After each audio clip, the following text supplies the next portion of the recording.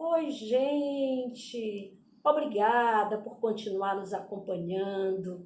Isso é um prazer muito grande para a gente. Hoje, o nosso bate-papo vai ser com o Fernando, que mora na Suíça e já morou em vários países da Europa. Ele está há décadas morando na Europa. Vem conhecer a história dele com a gente, vem?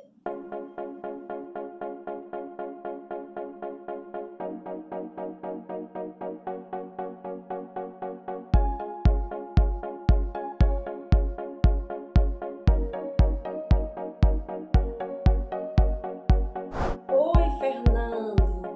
Eu estou tão feliz de você ter aceito participar do nosso quadro Brasileiros que Moram no Exterior. Hoje nós vamos estar falando de um país lindo, que é a Suíça. A Suíça é um paraíso e nós vamos ver pelo olhar de um brasileiro, um conterrâneo nosso.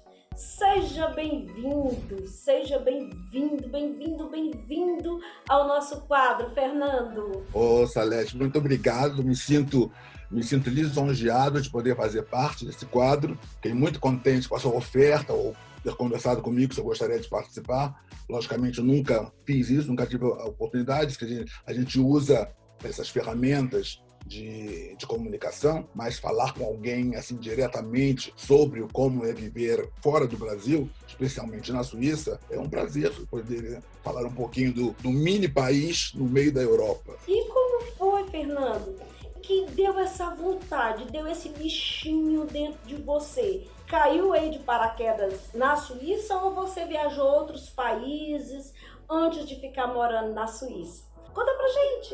Vamos entrar no túnel do tempo. Opa! Adoro o túnel do tempo. Vamos? 85 ou 6, mais ou menos, né?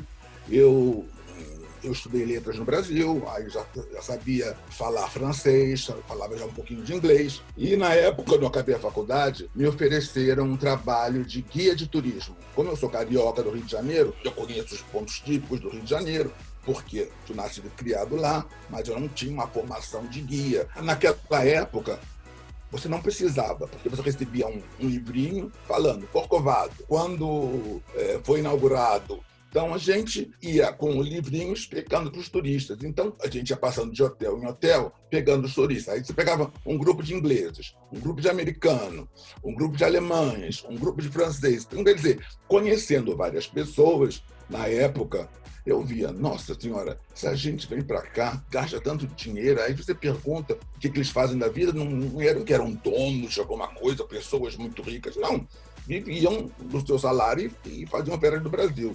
Aí eu falei assim, eu acho que eu quero também dar um pulinho lá fora para ver como é que acontece, dá para ganhar um dinheirinho e poder gastar, como o pessoal gasta aqui, né? E esse pulinho lá fora me fez ficar aqui 35 anos. 35 anos? Só na Suíça? Só na Suíça, não. Eu comecei, quando eu cheguei a primeira vez, eu vim para a Suíça, em Genebra, isso era em 1989, eu acho, 90. Da Suíça eu fui para a Noruega, onde eu morei, estudei durante 12 anos. 12 anos na Noruega foi muito tempo. Eu fiquei esses anos todos porque me dava a possibilidade de pegar a cidadania. E a cidadania seria uma carta de abertura para a Europa. E como eu fiz a faculdade de enfermagem na Noruega, que não tem nada a ver com o que eu fazia no Brasil, eu apenas fiz na época porque eu pensei, bom, eu quero um emprego onde não tenha problema de ser estrangeiro, onde precisem muito da pessoa, não interessa a sua raça, a nacionalidade, mas você tem que ter o diploma. Então, eu resolvi estudar enfermagem, o que me fez poder morar em outros países, como eu morei na Inglaterra, morei na Alemanha, na Holanda. Eu tenho até que pensar, porque eu fui tanto lado, Dinamarca. Se tornou um cidadão do mundo. E o que foi mais difícil quando você decidiu sair do Brasil e ir embora fazer essa trajetória que você já explicou pra gente, que eu tô achando, ó, maneiro. No começo, a gente chegava aqui, era complicado você conseguir arranjar um emprego, por você ser brasileiro, não ter raiz nenhuma com a Europa. E então cheguei aqui e na época eu falei, bom, eu já sei falar francês, aproveitei e estudei mais um pouco na Universidade de Genebra Mas eu via que na área de línguas, por você não ser uma pessoa nata na língua, não ser a sua língua materna, você pode falar bem, mas sempre haverá um sotaque, sempre haverá alguma coisa diferente. As pessoas querem aprender a língua, se possível, com alguém que seja do país. Morando em Genebra, eu conheci umas pessoas da Noruega, uma brasileira que já morava lá há muitos anos, e falou: você não quer vir à Noruega conhecer? Você nunca esteve lá? Eu falei: não, só conheço na Suíça. Essa ida para a Noruega, que eu vi o modo de vida, como as coisas aconteciam, eu falei: opa, aqui é um país que eu acho que vale a pena. E eu disse: bom, alguma coisa eu tenho que aprender, porque eu não quero lavar chão, não tenho nada contra quem faça isso, mas eu não vim para cá para ficar fazendo isso. Poderia fazer isso no começo, para ter uma base. Sobrevivência, levantar um din-din, né? Quer dizer, tudo é trabalho honesto, né? Estando na Noruega, ainda não tinha documento nenhum, eu pensei: vou tentar me instalar aqui. E, na época, existia uma escola de norueguês para estrangeiros e que você não pagava nada. Você entrava, recebia da borracha para pagar até os livros didáticos, tudo dado pelo governo. Mas, na época, você precisava, para poder entrar na escola, ter uma permissão de morar no país para você poder usufruir aquilo. E me deu uma sorte que, na época, eu conheci uma brasileira que trabalhava na recepção da escola. E eu expliquei meu caso para ela. Ela falou: olha, eu vou arranjar para você uma matrícula, mas você tem que se virar para conseguir um permisso que você more aqui. Aí eu comecei a estudar norueguês e depois eu pensei: agora eu tenho que aprender a língua, tenho que aprender uma profissão. Então eu pensei assim: esse país aqui, estou vendo que as coisas funcionam, a brasileira já deixou, pode ficar aqui uns 3 meses na minha casa, eu tenho um quarto extra. Então, no ano de 90, por estar morando na casa dela, eu falei: agora tem que começar a ganhar um dinheirinho. E aí eu comecei a fazer uns biquinhos. Trabalhei em restaurante, lavando louça, muitas coisas para ganhar um dinheirinho. Foi aonde eu consegui trabalhar ainda sem a cidadania. Mas aí eu falei assim: agora já estou falando norueguês, eu falei: eu vou tentar fazer uma faculdade. O que eu vou fazer? Na época, eu nunca tinha pensado em enfermagem. Conversando com as pessoas, eles foram falando: olha, Fernando, você deveria fazer alguma coisa onde você sabe que depois de acabar o seu curso, você terá um emprego praticamente garantido. Aí eu comecei a pensar que ia ser enfermagem, a nível superior, aqui na Noruega, né? E depois eu consegui um empreguinho também numa casa de repouso de idosos. E aí o enfermeiro-chefe da época me disse: olha, eu falei assim: não tenho experiência nenhuma, mas eu já sabia falar norueguês, mas não tinha experiência nenhuma e precisava fazer pontos para você poder entrar na universidade. Você fazendo esse tipo de trabalho, você também ganhava pontos. Ele falou: bom, quer trabalhar? Tem muito idoso que precisa, você não precisa ter grandes conhecimentos, você tem que ser carinhoso, você vai aprender a trocar uma fralda, vai aprender a dar um banho, você pensa nos seus pais, se estivesse numa cama deitado, como você poderia ajudá-los? Você não tem que se meter com medicamentos, você não tem formação nenhuma ainda, terá já um começo. Então eu comecei a trabalhar, vi que poderia ser uma coisa para mim, eu falei: agora eu vou fazer um pedido para a Universidade de Oslo para aprender a profissão. Tudo planejado, planejamento de cada ação. Ele se planejou: estou aqui, vou para a Noruega, vou estudar o idioma, vou fazer os trabalhos que forem possíveis. E ele citou quais são os que são possíveis quando você não tem a cidadania. Planejar cada ação. Terminou ali, já se preocupou com a profissão.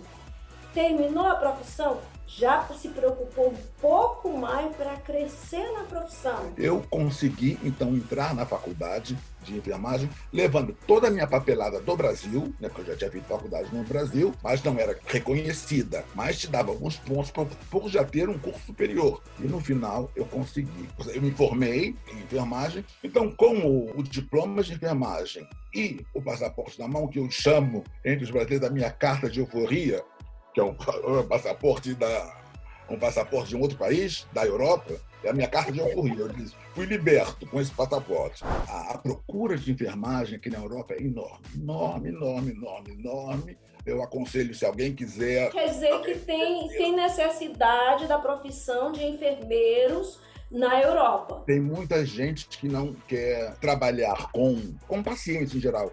Eu tenho medo de sangue, eu tenho medo disso, tenho medo de agulha. Então, Logicamente, a demanda de profissionais, pessoas com diploma, é grande, porque a responsabilidade é muito grande. Você, aqui na Europa, na maior parte dos países, você conversa com um médico de igual para igual. O enfermeiro de nível superior, se ele entrar num centro cirúrgico, ele está ali com o cirurgião e se acontecer algum pepino, né, algum problema, ele é responsabilizado, sim. Então, você tem um certo status, né? Então, eu fui para a Inglaterra, consegui um emprego assim, facilmente no hospital. Quando eu já estava com 5 anos de enfermagem, eu não queria continuar só como enfermagem, tinha que fazer uma pós-graduaçãozinha. Eu falei assim, então vou fazer chama-se em português intensivista. O enfermeiro de nível superior intensivista, ele tem mais um upgrade, muito maior. Na Inglaterra, para fazer a pós-graduação, também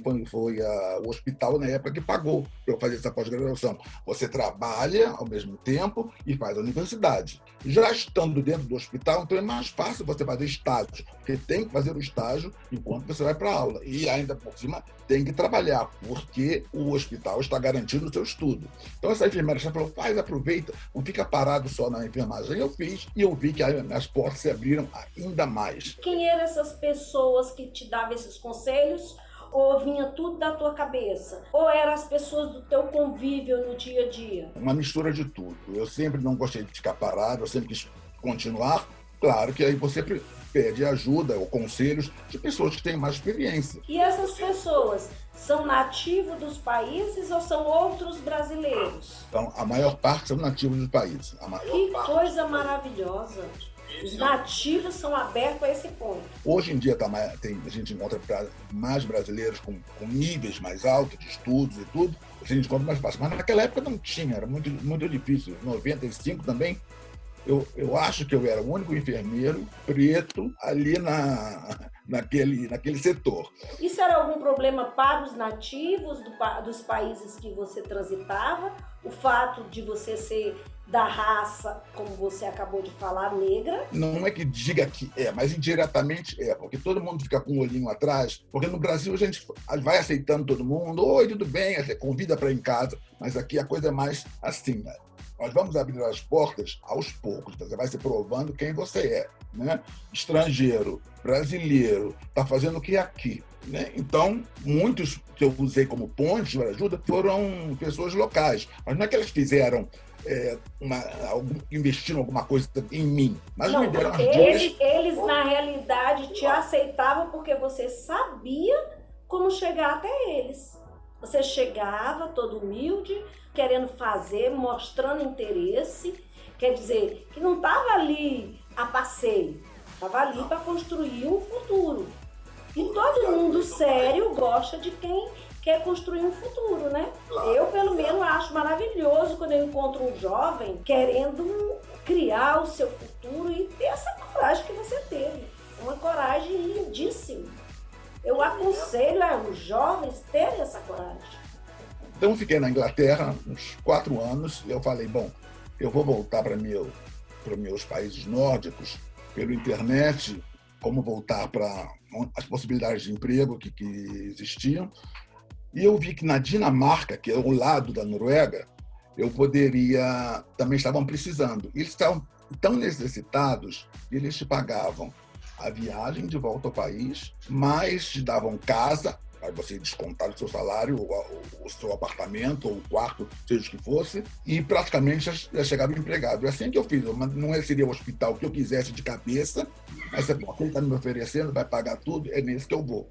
Aí fiquei 5 anos na Dinamarca, porque a língua em norueguês e dinamarquês é praticamente a mesma, só o sotaque que é outro, mas o escrito é 90% a mesma coisa. Dali eu resolvi vir para a Suíça, que estava também necessitando de gente. Quais foram as vantagens que fez você escolher a Suíça para ficar morando, né? Há quanto tempo está na Suíça? Agora não vai fazer 9 anos em dezembro.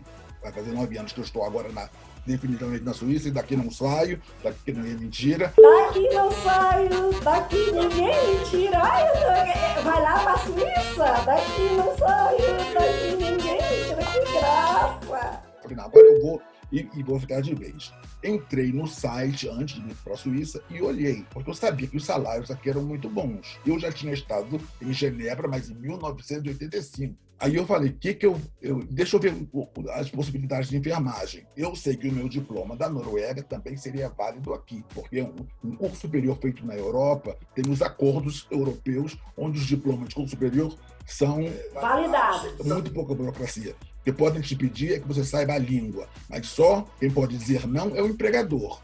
Mas aí eu cheguei procurando na internet e vi, opa, aquele hospital está precisando de pessoas. Deixa eu mandar um currículo para ver se vão me interessar. Mandei o currículo, 2 dias depois já estavam me ligando. Se eu não queria vir para uma entrevista, e você tem que fazer o que ele chama Schnuppertag, que é um dia onde você passa com um enfermeiro do local, você vai trabalhar com aquela pessoa e para ver também se você vai gostar. Então aí eu fiz o pedido, fiz o dia de experiência e aí tive depois, no final, uma entrevista com a enfermeira-chefe e dali ela agradeceu um dia e eu fui embora. Ela falou que eu tenho que esperar 7 dias. Imagina, 7 dias que não passavam. Meu filho, isso é a pior coisa. Quando você tem algo que tem tempo, a gente fica assim, ai meu Deus, nunca isso chega. Eu, pelo menos, tenho essa mesma ansiedade. Aí a enfermeira-chefe me liga e fala, João, já fez as malas? Olha, que legal! Eu digo, não, mas gostaria muito de começar a fazê-las o mais rápido possível. Aí ela falou, não, a gente gostou muito do senhor, o colega ficou muito impressionado por o senhor tomar iniciativas e não ficar esperando, ficar só olhando, mas querer participar do cuidado ao paciente. E ele lhe deu uma referência muito boa do seu trabalho. Então, tudo bem. Eu vim, foram 3 meses de experiência, e a experiência você não sabe se vai ficar ou não. E como a Suíça não faz parte é Europa, mas tem uns acordos especiais, se você não conseguir um emprego, não pode ficar. Ela não faz parte do mercado como a europeu. A Suíça não. Os 3 meses de experiência demorou a passar também, Fernando? Demais. Você está contando com aquilo, você sabe que você tem que ficar no país. Se você não tiver um emprego, você não vai conseguir ficar. E o que eu vou fazer se por acaso não der certo? Bom, já tinha o plano B, que com o passaporte da Noruega, eu poderia voltar quando eu quisesse para a Noruega, porque era a minha casa, posso dizer isso, né? Mas falei, não, vai dar certo na Suíça, vai dar certo, eu vou ficar e vai dar. E deu. Eu comecei no hospital, no começo o hospital me arranjou um quarto no bloco dos enfermeiros, me arranjou um quarto onde você desconta o seu salário, mas depois de 3 meses também tem que sair do quarto. Ou seja, você tem que ser uma pessoa de decisão. Eles te dão o primeiro passo, mas você depois tem que mostrar ser uma pessoa autônoma, capaz de se autocuidar. Exatamente. Então, como a gente estava nesse bloco onde os enfermeiros, médicos, auxiliares podem morar, não tem nada a ver com... É dentro do areal do hospital, mas não tem nada a ver com você estar direto, como se estivesse trabalhando. Ali você mora. Então, você vê, os colegas tinham um mural dizendo quem oferece apartamentos, quem oferece isso, quem oferece aquilo. E teve, por sorte, esse apartamento onde eu estou, que já são 7 anos, do lado do hospital, 5 minutos a pé, aqui ao lado. Coisa boa. Isso é que se chama qualidade de vida, né? Me diz, o que foi que doeu na hora que você foi embora do Brasil? A única coisa. A minha mãe. A sua mãe? Ela ainda é viva? Não, faleceu no ano passado, em setembro, e a única grande coisa que eu sentia, que me doeu na época que eu fui embora, era a minha mãe, a minha família, era a coisa que mais me prendia ao Brasil. Mas depois, morando por fora do Brasil, você tem possibilidade de ir ao Brasil milhões de vezes. Pode ajudar essa família, pode outras coisas, né? E não precisa ser rico, não precisa ser empresário, não precisa ser milionário, basta ser um profissional capacitado. Deixa eu te perguntar uma coisa. Como o brasileiro é visto, de uma forma geral, pelo povo nativo suíço? Bem, o brasileiro muito como pessoas alegres, pessoas que gostam de festa, fazem boa comida. Isso é muito visto pelo suíço dos brasileiros. Agora, fica aquela coisa. Você me perguntou como exatamente o nativo vê. Hoje em dia, o nativo está muito contra os estrangeiros, em geral. E nós, brasileiros, entramos nessa mesma panela. Nessa mesma lista. A questão da imigração dos imigrantes está muito séria na Europa. Eles sempre perguntam quanto tempo você está aqui e o que você faz. Ou seja, tem que já estar há bastante tempo, ter estudo, ter uma profissão e ter boa vontade. Eles acham o brasileiro calorosos, afetivos demais, acham que poderia maneirar um pouquinho mais ou não, como é? Tudo vai depender da pessoa que você está conversando, porque se for uma pessoa viajada, vai entender que o brasileiro gosta de abraço, dar beijo, não sei o quê, convida para isso, para aquilo. Um suíço que não viajou tanto, já via com outros olhos, não gosta dessa intimidade. Ninguém te convida assim para você ir na casa dele que não te conheceu há um certo tempo. Não existe isso. Muitos suíços também que tiveram, por exemplo, no Brasil, também acham que toda mulher brasileira que está aqui veio para fazer a vida. Eu sei como é. Não é porque toda mulher que está na Europa foi para fazer a vida. Fazer a vida no sentido que ele está falando é prostituição. Então, gente, a gente tem que ajudar a tirar esse preconceito quando a gente mora fora. Continue, mas é que eu achei esse assunto de você falar da mulher brasileira ser vista ainda na Suíça como uma pessoa que está indo para a prostituição é uma imagem muito triste. Nós temos a obrigação, como mulheres e como cidadãos, homens também, de mudar essa imagem. Eu posso te perguntar um outro assunto? No geral, o que é que mais lhe atrai, assim, na Suíça como um todo? Vou lhe ser honesto agora. Isso. Se ganha dinheiro, claro, mas para isso o que é necessário? Mostrar capacidade, mostrar interesse, mostrar força de vontade. Você é bem recompensado. Aqui você ganha dinheiro, mas você vai trabalhar pelo dinheiro. Mas ninguém vai te fazer de burro de carga. Você vai fazer o trabalho como qualquer outro, mas você será recompensado. Além do dinheiro, o que mais te atrai na Suíça e que dica tu dá para os brasileiros? Para eles se dar bem na Suíça? Eu vou dizer coisas básicas da vida que eu acho que são importantes. Nós todos temos direito a ter um local para morar, ter um prato de comida quente todos os dias, ter um médico que você possa ir, poder comprar os medicamentos, você possa usar transporte público sem medo. Eu saía daqui 4 horas da manhã com dinheiro na bolsa para pegar o trem para o aeroporto, que o avião para o Brasil saía muito cedo, de Zurique, sem medo nenhum. Entendeu? Tem a segurança, você tem segurança 100%. Então, eu acho que essas coisas básicas você consegue aqui. Agora, vem também as coisas extras. Eu acho que poder viajar para o Brasil e pela Europa frequentemente, com o salário suíço, é uma coisa assim maravilhosa. Você não fica esperando as minhas fériasinhas, economizando todo mês um pouquinho para poder ter umas férias. Não, eu quero passar um fim de semana aqui, quero passar um fim de semana ali. E nós temos a vantagem de estar no centro da Europa e aqui tudo funciona. Quer dizer, transporte funciona, segurança funciona, como é que se diz? Saúde e educação. Na Suíça. Estou na área de saúde, eu vejo, os hospitais são maravilhosos.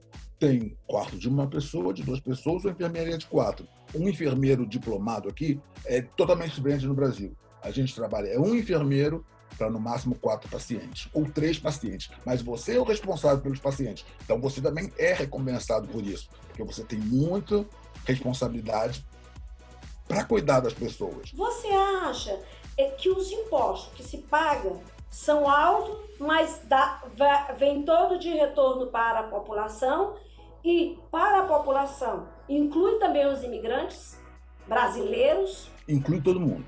Se você mora no país legalmente, você também está segurado como qualquer um nativo. A única coisa que lhe impede, você não sendo nativo, é de votar. Você não pode votar para prefeito, presidente, nada disso a gente tem direito de votar, né? Mas o resto você tem todas as vantagens e as obrigações de um nativo aqui do país. Fernando, aqui você sabia que é o sofá do curioso. O sofá do curioso é um sofá que qualquer um dos nossos seguidores, das pessoas que acompanham o nosso programa, pode colocar lá nos comentários dizendo: eu quero participar com a Dona Bel para fazer perguntas ao convidado. Aí a gente faz a programação, a produção entra em contato e, se for possível, você vem para o Sofá do Curioso da Dona Bel, que é minha mãe, tem 80 anos. Sabe, Fernando, é maravilhoso poder estar aqui no oitentão dela, ela fazendo a participação no nosso quadro. Então, Dona Bel, sua parte com o Fernando. Olá, Dona Bel, tudo bom? Tudo, como vai? Esse prazer de estar junto à mãe dela me dá assim, uma saudade no coração da minha própria mãe, sabe? É um momento assim, muito especial poder conversar com a senhora. Como é as suas comidas aí, os pratos de comida sua? Estou vendo que a senhora gosta também de uma comida boa, né? É. Mas a senhora aqui temos bastante coisas. Tem vários pratos que são renomados. Um deles, o mais típico dos típicos, é a famosa fondue suíça. Ou seja, é uma panela que fica com um fogo por debaixo, colocado vários tipos de queijo, misturado com vinho branco, e aquilo fica borbulhando, e é servido quente na mesa. Vem uns palitinhos assim grandes, que a gente pega um pedacinho de pão, corta o pão e mistura no queijo e vai saboreando aquilo. A Suíça é dividida em partes. Então, cada parte vai ter um prato, talvez corresponda àquela parte. Já, por exemplo, aqui ainda na parte alemã, tem um famoso Geschnetzel, que vem como se fosse um picadinho ou uma batata especial. Também é um prato típico da parte alemã da Suíça. Voltando para a parte italiana, espaguete, pizza, massas, ligado a massas, a parte italiana da Suíça.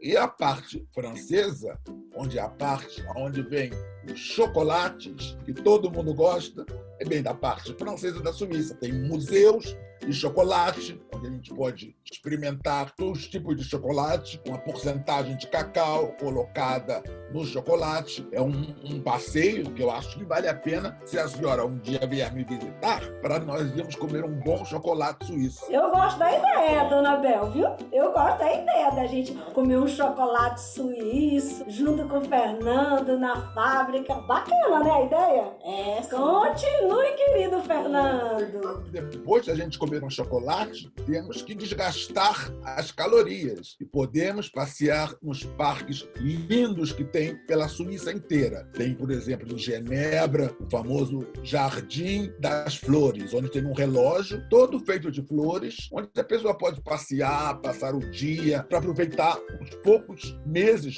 de bom tempo como agora. E agora está um calor, podemos fazer vários passeios que não sejam em local fechado. Outra coisa muito interessante é uma viagem onde a gente não se cansa. Você pega o trem na estação central e o trem vai passando por todas as cidades da Suíça. Em 3 horas e meia, conheceu o país inteiro. Olhando as paisagens maravilhosas, né?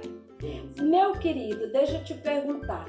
Tem alguma coisa que eu não te perguntei no nosso bate-papo, que eu achei assim sensacional, Fernando? Eu não imaginava que a gente ia se soltar tanto, como se a gente já se conhecesse, há anos. Foi assim um bate-papo prazeroso demais. Eu só posso te agradecer. Tem alguma coisa que eu deixei de te perguntar que para você é importante falar? Eu acho uma coisa que é importante lembrar: se a pessoa vem viajar para a Europa e não pode viajar por vários países, a Suíça é um país onde ele oferece 4 culturas. Você pode falar na parte que você fala francês, você estará numa França; numa parte que se fala italiano, você estará na Itália; na parte alemã, você estará na Alemanha. Com a única coisa que eu sempre digo que os suíços se prendem, porque são culturas diferentes, é a moeda, o franco suíço. Você paga no país inteiro com o mesmo dinheiro, mas a cultura muda quando a gente passa de cidade a cidade. E engraçado que é um país relativamente pequeno e a gente vê essas culturas bem definidas nos 4 cantões. É muito fofo. Agora a gente vai terminar porque foi lindo. Eu senti o cheiro da Suíça, eu senti o cheiro do trabalho, eu senti o norte de gente focada, de gente trabalhadora, de gente honesta. Eu senti uma pessoa espiritualizada, generosa, magnífica para estar no nosso quadro. Será uma honra ter esse vídeo no nosso quadro. Eu só posso te dizer, muito obrigada, meu querido. Que o teu anjo da guarda que tu crê esteja sempre contigo. Muito obrigada. Eu queria agradecer esse convite de ter participado, conversando com vocês, falando um pouco de onde eu moro, como é a vida aqui, o que pode se esperar, talvez, de alguém que venha conhecer. Mas a Suíça é um país lindo, onde todas as culturas são bem-vindas. Parabéns! Então vamos terminar com o nosso querido beijinhos coloridos, beijinhos coloridos, beijinhos coloridos, beijinhos coloridos.